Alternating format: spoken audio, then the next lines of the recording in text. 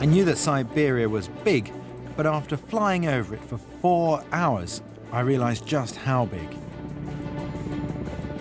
It's 5 million square miles, 1.5 times the size of Europe, with 1 million lakes and 53,000 rivers. And trees, millions and millions of trees. We'd traveled for 4 days in 3 planes and a helicopter to get to a spot not marked on any map, 63 degrees north and 96 degrees east.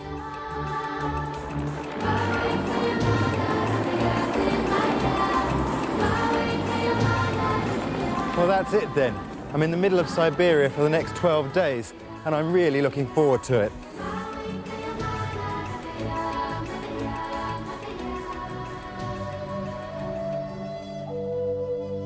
I'm here to meet the traditional Evenk people, nomadic reindeer herders who live deep in the forest and whose lifestyle has remained virtually unchanged for the last 800 years.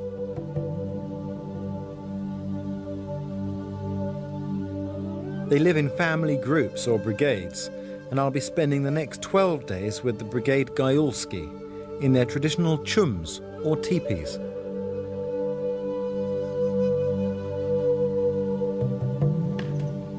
I've studied wilderness skills for years, but I had no idea that there were people who still lived quite like this. There are only 6 Evenk brigades left in all of Siberia. Wild reindeer are the centre of their lives, providing transport, milk, clothing, and most of their food. I've come here to learn the skills that enable the Evenk people to live and flourish in this huge, harsh, and barren land.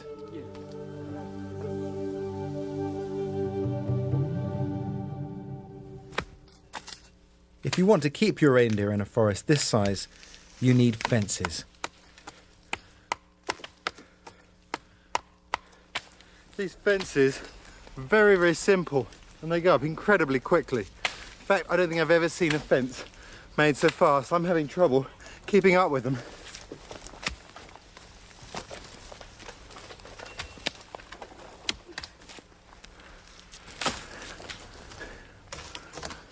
It's amazing, these fences are just made by interlocking the sticks like here. There are no holes dug because the ground's soft and there's no need for any nails.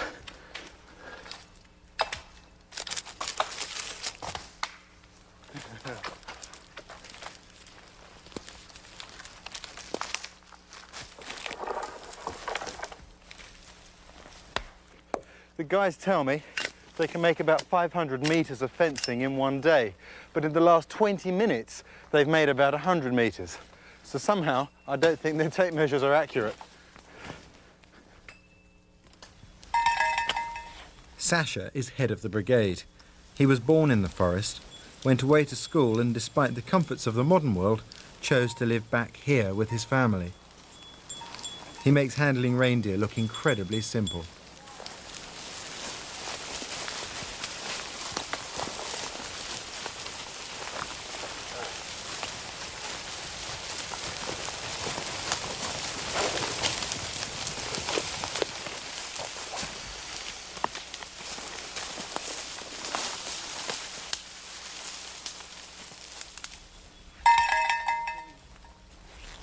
Sasha thought I should give it a try, but maybe a moving target was asking too much. So like the Evenk children, I started on a standing tree. Surely it couldn't be too hard. In fact, even coiling the rope correctly was pretty tricky.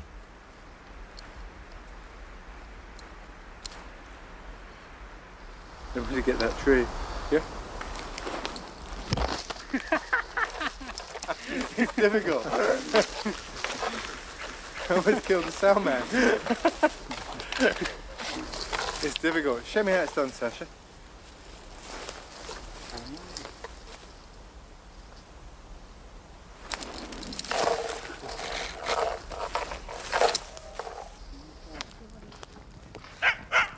Evenk's skills may look easy, but in fact they're incredibly precise. A swift knife through the spinal cord brings instant death for the reindeer.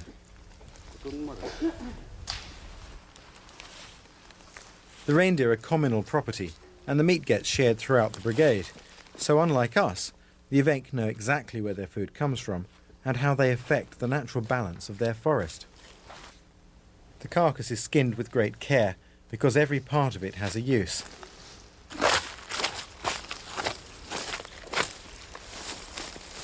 The Evenk rely almost solely upon reindeer for their meat, and the reason for that is the calorific value.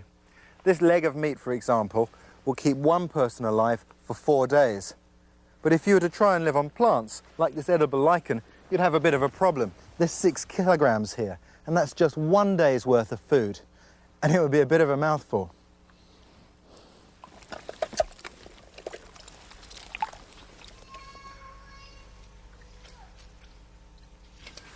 Without this sinew, life here would be almost impossible. In winter, temperatures drop to -60 or below. The warmest clothes are those of reindeer skins stitched together. Once the sinew has dried out, it's the best natural thread there is, and given that the nearest shop is over 300 miles away, it's crucial to life here.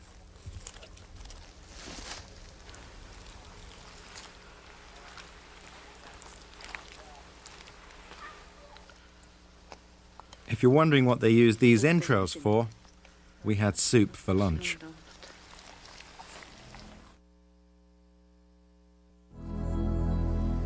This forest stretches around the polar regions. It's known as the taiga, which is a Russian word that means barren place.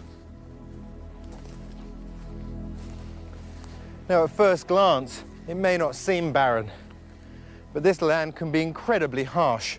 The ground itself is gripped by permafrost. A metre beneath my feet, it's frozen solid. And all of these trees are much older than they seem.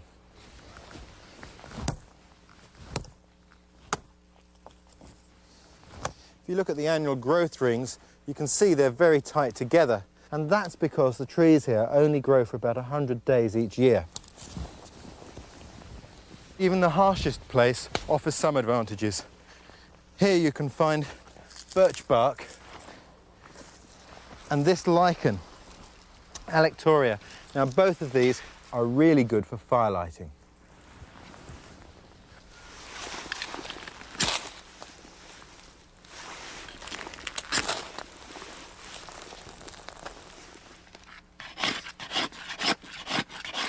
Siberia is one of the coldest places on Earth, so after fire, the next vital survival tool is winter clothing. Anna's scraping away the inner layer of this reindeer skin. It may look like paper, but it's as tough as iron, and having the right tool makes all the difference.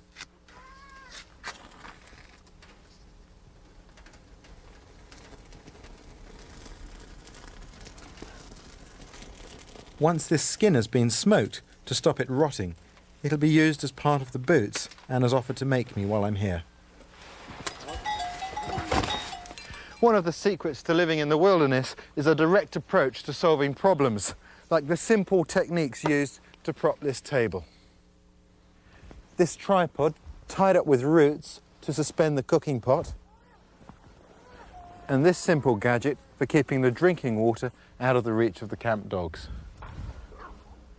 And with such a nomadic lifestyle, building a chum is child's play too.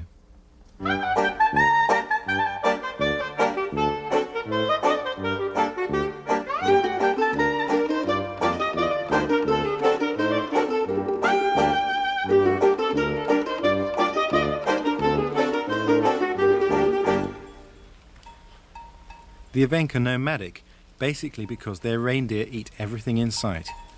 Like all grazing animals, reindeer need careful management. They eat lichen, which grows incredibly slowly. The Evenk are masters at knowing just when to move their herds on. Leave it too late, and the lichen will be overgrazed for the next season.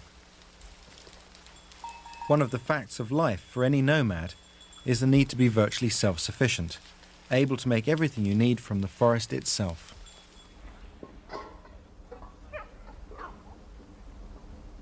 Right now it's September, late autumn in Siberia, and yet the temperature's already dropping to -6 at night. So back in Anna's chum, those boots are going to be even more welcome.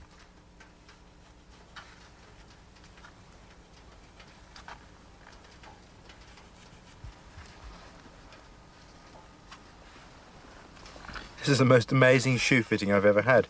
There are absolutely no measurements. In fact, there's not a tape measure in sight.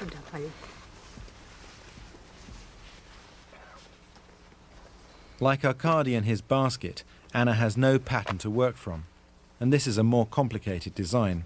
Her knowledge has been handed down through generations of Evenk, and now she's the best bootmaker in the brigade.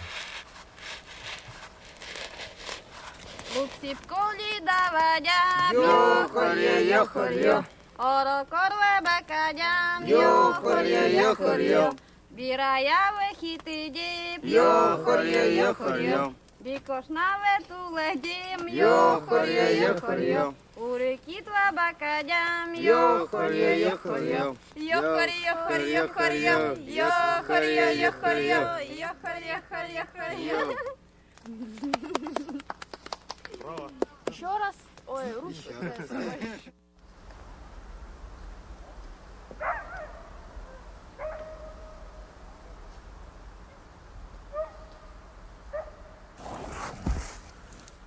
All this fell overnight. The weather here changes quickly, and this is the first sign that winter's about to arrive. In a few weeks' time, the temperature could drop as low as 70 degrees below. I think it's time I lit the fire.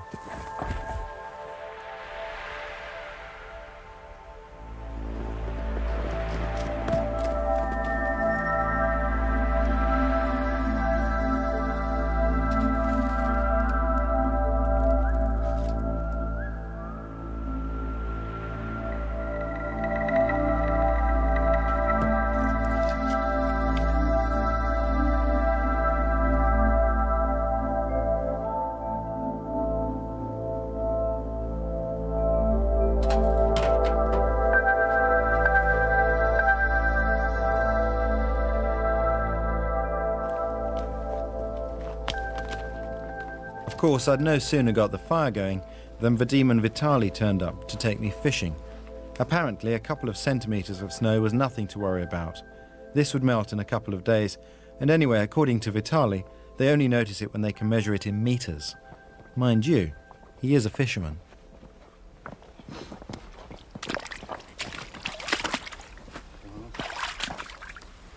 There's no way I'm getting on that raft. In fact, the guys reckon that if I did, I'd sink it. But twice a day they go out on that to check their nets. And of course a net is a more reliable way of catching fish than a hook. This water is so cold that if they fell in, they'd only have a couple of minutes to get to shore before hypothermia killed them. They told me afterwards that neither of them can swim. It's always too cold to learn.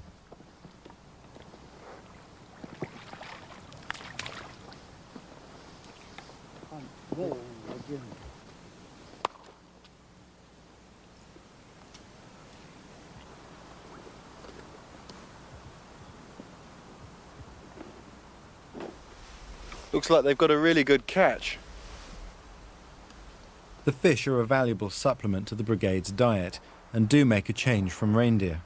And like so many of Siberia's resources, the Evenk don't seem to make even a dent in the stocks. But then with only one person for every 600 square kilometres, that's not surprising. Good catch. Хорошо? Хорошо.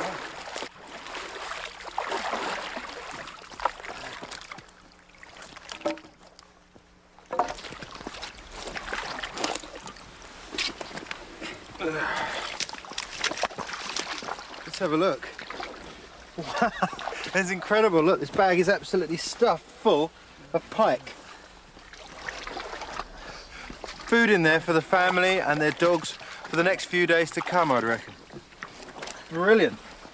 These are definitely the guys to go fishing with.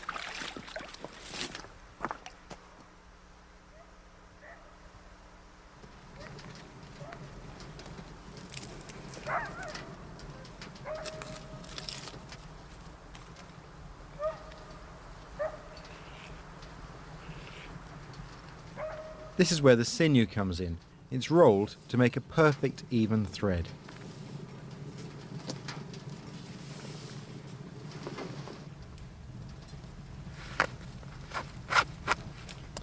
Anna has had 5 children in the forest, and 4 of them still live here. She's made boots for all of them.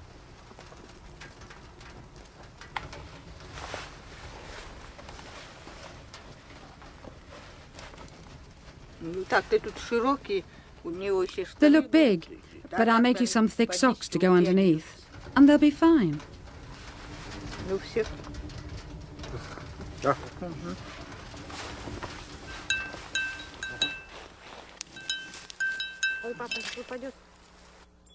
But reindeer are more than just clothing and meat. They also give milk.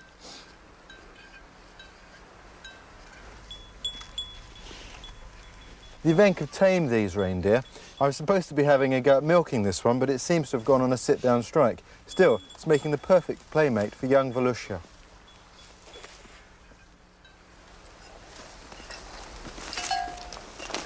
Cow's milk contains 3 to 4% fat, but reindeer milk contains 17, and that makes it a vital baby food for this cold, wintry environment.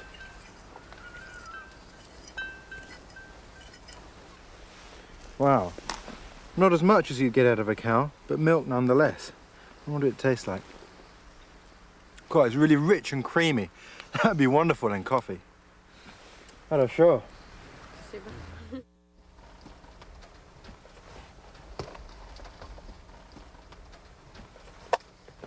After 3 days, Anna has almost finished my boots. They're perfectly tailored to be a loose fit. That way blood circulates well in my feet, preventing frostbite. The soles are soft and not strong enough for rough ground, but ideal when all that snow falls.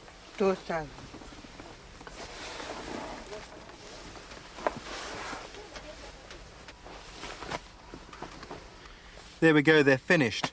Each boot is made from about 28 separate pieces of fur. That's an awful lot of stitching. And now they have to have fur socks made before they can be used in the cold. But when they are finished, you can wear these in temperatures 60 degrees below. Thank you. Spasiba. Очень хорошо. They're good boots. Valuable too.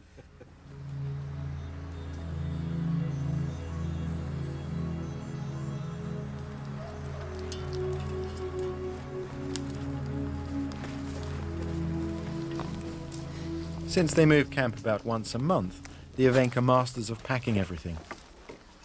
They did this in under an hour from start to finish, and they packed the children too. This is the Evenk version of a disposable nappy for the twins Alec and Misha. In winter, wet clothes freeze instantly, which is hardly comfortable on long reindeer journeys, so the dry rotten wood soaks up the wetness.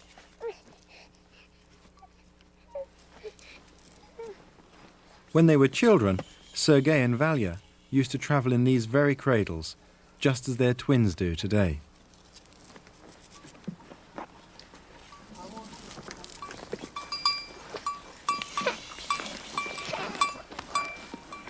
One of the biggest things that struck me about the Evenk is that their children rarely cry. They're incredibly content. But what do they do if anyone gets sick? We don't get sick, was all they said. And it's just as well. The hospital is a week's travel by reindeer away.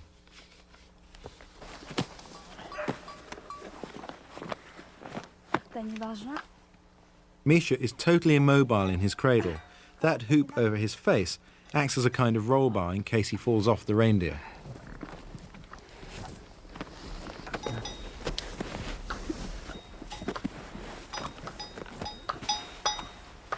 Посади.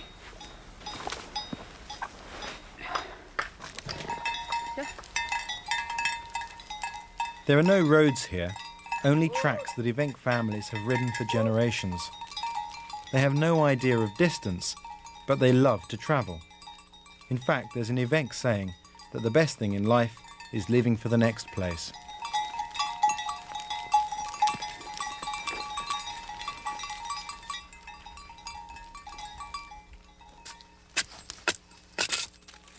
Of course, the great thing about living in a chum is that when you move, there's no mortgage to worry about. Just pick your new site and chop down a dozen poles.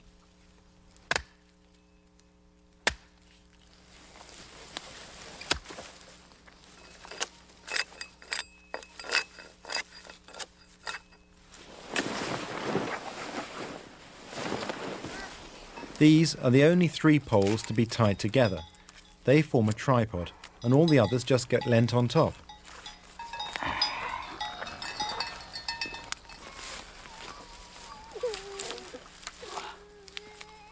Since Siberia got its market economy, life has become harder for the Evenk.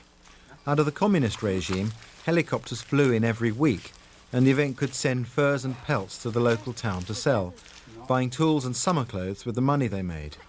Then the helicopters were free. Now they have to pay, and the flights are hugely expensive.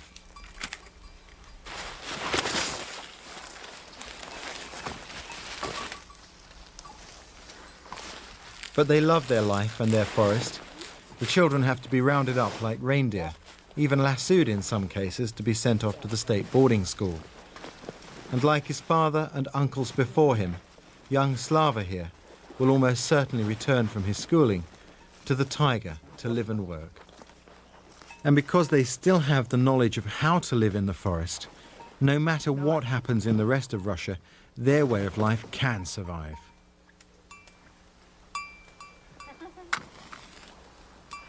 I've learned some great skills during my time here, but the best thing I have seen is a great sense of peace and well-being. The Evenk have chosen this life and make it a happy place to be, this taiga of theirs.